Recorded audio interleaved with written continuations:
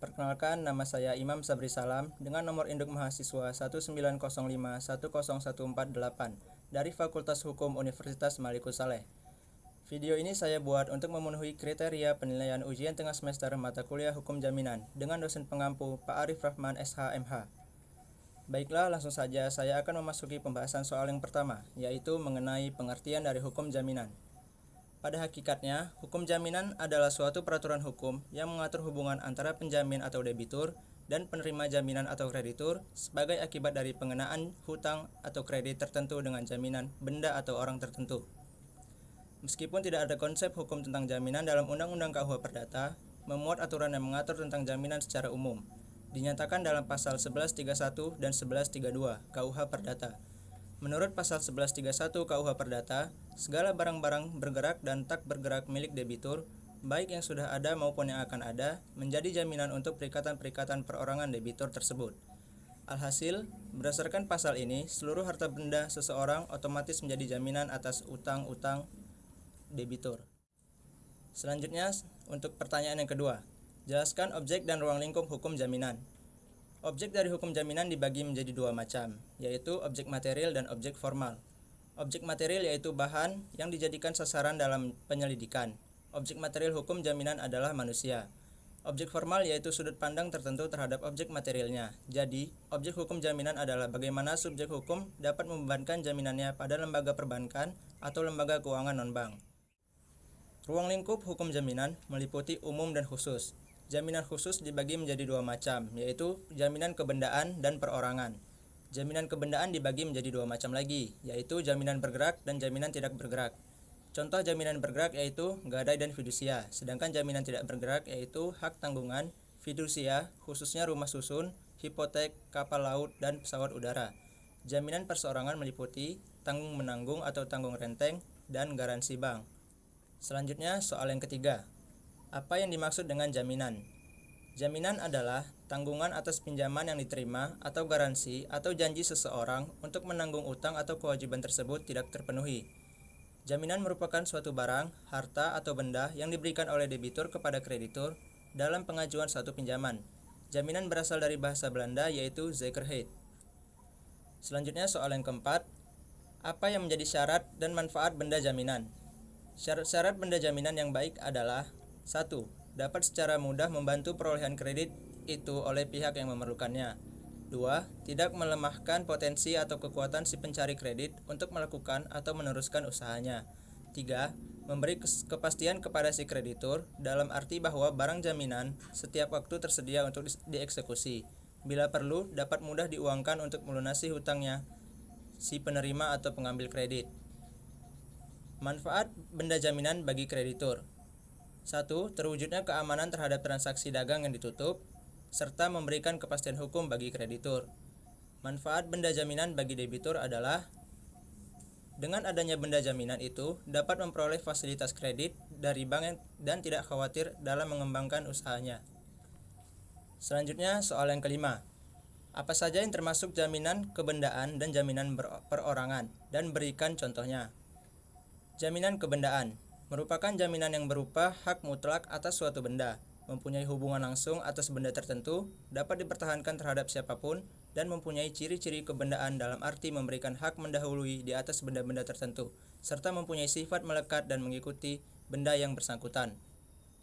Dalam hukum Indonesia, yang termasuk dalam jaminan kebendaan yaitu hak gadai, hak tanggungan, jaminan fidusia, dan hipotek. Hak gadai diatur dalam pasal 1150 sampai dengan 1161 KUH Perdata. Dalam pasal 1150 KUH Perdata dijelaskan sebagai berikut. Gadai adalah suatu hak yang diperoleh kreditur atas suatu barang bergerak yang diserahkan kepadanya oleh kreditur atau oleh kuasanya sebagai jaminan atas utangnya dan yang memberi wewenang kepada kreditur untuk mengambil pelunasan piutangnya dan barang itu dengan mendahului kreditur-kreditur lain. Dengan pengecualian biaya penjualan sebagai pelaksanaan putusan atas tuntutan mengenai pemilikan atau penguasaan, dan biaya penyelamatan barang itu yang dikeluarkan setelah barang itu sebagai gadai dan yang harus didahulukan. Berdasarkan ketentuan dalam pasal 1150 KUH Perdata, barang-barang yang dapat dijaminkan dengan gadai adalah kebendaan yang bergerak, baik yang berwujud maupun tidak berwujud. Contohnya, Seseorang membeli kendaraan dan membayar ke penjual menggunakan uang dari bank. Akan tetapi, mereka memberi bank gadai pada kendaraan tersebut. Jika individu tersebut tidak membayar kembali pinjaman, bank berhak mengambil kendaraan dan menjualnya untuk membayar kembali pinjaman. Jika individu membayar kembali pinjaman secara penuh, pemegang hak gadai kemudian melepaskan hak gadai tersebut dan orang tersebut memiliki kendaraan yang bebas dan bebas dari segala hak gadai. Berikutnya mengenai hak tanggungan. Pengaturan tentang hak tanggungan terdapat dalam Undang-Undang Nomor 4 Tahun 1996 tentang hak tanggungan atas tanah beserta benda-benda yang berkaitan dengan tanah, Undang-Undang Hak Tanggungan. Hak tanggungan diartikan sebagai jaminan yang dibebankan pada hak atas tanah sebagaimana dimaksud dalam Undang-Undang Nomor 5 Tahun 1960 tentang Peraturan Dasar Pokok-pokok Agraria, berikut atau tidak berikut benda-benda lain yang merupakan satu kesatuan dengan tanah itu. Untuk pelunasan utang tertentu yang memberikan kedudukan yang diutamakan kepada kreditor tertentu terhadap kreditor-kreditor lain. Pasal 1 Angka 1 Undang-Undang Hak Tanggungan. Contohnya, saya sebagai konsumen ingin mengajukan kredit pemilikan rumah ke bank dengan nilai rumah sebesar 800 juta rupiah. Pihak bank di sini memiliki peran sebagai pemberi kredit, akan meminta saya menyerahkan jaminan berupa tanah dan rumah tersebut. Selanjutnya, pihak bank akan menyimpan sertifikat hak milik atas tanah dan rumah saya sebagai jaminan sampai kredit saya benar-benar lunas terbayar. Dengan demikian, jika nantinya saya tidak bisa membayar kredit saat jatuh tempo atau kredit saya macet, maka saya bisa melakukan penjualan secara lelang atas tanah dan rumah yang dimaksud. Hasil penjualan tanah dan rumah tersebut akan diberikan kepada bank dan saya berhak menerima sisa hasil penjualan tersebut. Misalnya, rumah dan tanah saya laku terjual sebesar 900 juta rupiah. Sementara kredit saya di bank sebesar 800 juta rupiah, maka bank hanya akan mengambil sejumlah 800 juta rupiah tersebut, kemudian sisanya sebesar 100 juta rupiah menjadi milik saya. Berikutnya, jaminan fidusia. Jaminan fidusia diatur dalam Undang-Undang Nomor 42 Tahun 1999 tentang jaminan fidusia atau Undang-Undang Jaminan Fidusia. Berdasarkan pasal 1 Angka 2 Undang-Undang Jaminan Fidusia, jaminan fidusia adalah hak jaminan atas benda bergerak, baik yang berwujud maupun yang tidak berwujud, dan benda tidak bergerak khususnya bangunan yang tidak dapat dibebani hak tanggungan, sebagaimana dimaksud dalam Undang-Undang Nomor 4 Tahun 1996 tentang hak tanggungan yang tetap berada dalam penguasaan pemberi fidusia, sebagai agunan bagi pelunasan utang tertentu, yang memberikan kedudukan yang diutamakan kepada penerima fidusia terhadap kreditor lainnya. Contohnya, ketika saya melakukan kredit motor, maka pihak pemberi kredit yang membeli motor tersebut ke dealer merupakan pemilik dari motor tersebut, meskipun registrasi hak miliknya dialihkan atau diatasnamakan pada saya yang tertulis di BPKB. Selama saya belum melunasi kredit tersebut, maka motor tersebut masih menjadi milik pemberi kredit. Berikutnya mengenai hipotek. Hipotek diatur dalam pasal 1162 sampai pasal 1232 KUH Perdata. Pasal 1162 KUH Perdata mendefinisikan hipotek sebagai berikut. Hipotek adalah suatu hak kebendaan atas barang tak bergerak yang dijadikan jaminan dalam pelunasan suatu perikatan. Secara umum, dalam praktek saat ini, hipotek diberlakukan untuk penjaminan terhadap kapal. Penjaminan hipotek terhadap kapal diatur dalam pasal 314 Kitab Undang-Undang Hukum Dagang atau KUHD, khususnya dalam ayat 3 dan 4 yang berbunyi sebagai berikut. Pasal 3.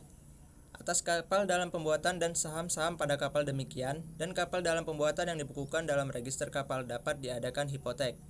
Pasal 4.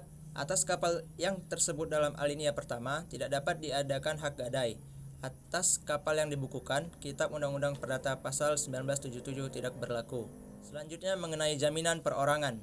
Jaminan perorangan merupakan jaminan yang menimbulkan hubungan langsung dengan orang tertentu atau pihak ketiga, sehingga tidak memberikan hak untuk didahulukan pada benda-benda tertentu, karena harta kekayaan pihak ketiga tersebut hanyalah merupakan jaminan bagi terselenggaranya perikatan yang dilakukan. Mengenai jaminan perorangan, KUH Perdata membagi 3 jenis jaminan perorangan, yaitu 1. Perjanjian penanggung atau borgtoks. Pengertian penanggungan sendiri terdapat dalam pasal 1820 KUH Perdata yang menyatakan bahwa penanggungan ialah satu persetujuan di mana pihak ketiga demi kepentingan kreditur mengikatkan diri untuk memenuhi perikatan debitur, bila debitur itu tidak memenuhi perikatannya. Kedua, perjanjian garansi. Perjanjian garansi diatur dalam pasal 1316 KUH Perdata, menyatakan seseorang boleh menanggung seorang pihak ketiga dan menjanjikan bahwa pihak ketiga ini akan berbuat sesuatu, Tetapi hal ini tidak mengurangi tuntutan ganti rugi terhadap penanggung atau orang yang berjanji itu, jika pihak ketiga tersebut menolak untuk memenuhi perjanjian itu. Selanjutnya yang ketiga mengenai perjanjian tanggung-menanggung atau tanggung renteng. Dalam perikatan tanggung-menanggung atau tanggung renteng, salah satu pihak atau masing-masing pihak, lebih dari satu orang, pasal 1278 KUH Perdata, dalam perikatan ini dikenal adagium, satu untuk seluruhnya atau seluruhnya untuk satu. Pasal 1278 KUH Perdata menyatakan, suatu perikatan tanggung-menanggung atau perikatan tanggung renteng terjadi antara beberapa kreditur. Jika dalam bukti persetujuan secara tegas kepada masing-masing yang diberikan, hak untuk menuntut pemenuhan seluruh utang, sedangkan pembayaran yang dilakukan kepada salah seorang di antara mereka membebaskan debitur. Meskipun perikatan itu menurut sifatnya dapat dipecah dan dibagi antar para kreditur tadi. Selanjutnya, soal yang keenam, jelaskan mengenai jaminan regulatif dan jaminan non-regulatif. Jaminan regulatif adalah suatu lembaga jaminan yang sudah diatur dan telah mendapat pengakuan dalam peraturan perundang-undangan. Termasuk ke dalam golongan jaminan ini adalah hak tanggungan, hipotek, kredit verban, gadai, dan mortgage. Jaminan non-regulatif adalah lembaga jaminan yang belum mendapat pengaturan secara khusus dalam peraturan perundang-undangan.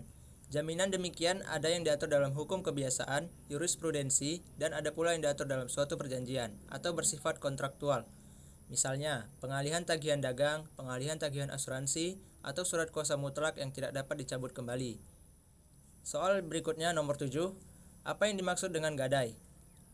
Gadai sendiri diatur dalam pasal 1150 sampai dengan 1161 KUH Perdata.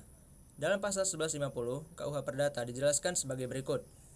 Gadai adalah suatu hak yang diperoleh kreditur atas suatu barang bergerak yang diserahkan kepadanya oleh kreditur atau oleh kuasanya sebagai jaminan atas utangnya dan yang memberi wewenang kepada kreditur untuk mengambil pelunasan piutangnya dan barang itu dengan mendahului kreditur-kreditur lain, dengan pengecualian biaya penjualan sebagai pelaksanaan putusan atas tuntutan mengenai pemilikan atau penguasaan dan biaya penyelamatan barang itu, yang dikeluarkan setelah barang itu sebagai gadai dan yang harus didahulukan. Selanjutnya nomor 8. Bagaimana proses terjadinya gadai? Untuk dapat terjadinya hak gadai, terdapat dua syarat yang perlu dipenuhi. Pertama adalah adanya perjanjian pemberian hak gadai dari debitur atau pemberi gadai kepada kreditur atau penerima gadai. Kedua adalah penyerahan barang yang digadaikan dari kekuasaan debitur atau pemberi gadai kepada kreditur atau penerima gadai. Khusus untuk hak gadai atas benda bergerak tidak berwujud, maka ada satu syarat lagi yang perlu dipenuhi, yaitu harus ada pemberitahuan kepada pihak yang kepadanya hak gadai tersebut harus dilaksanakan.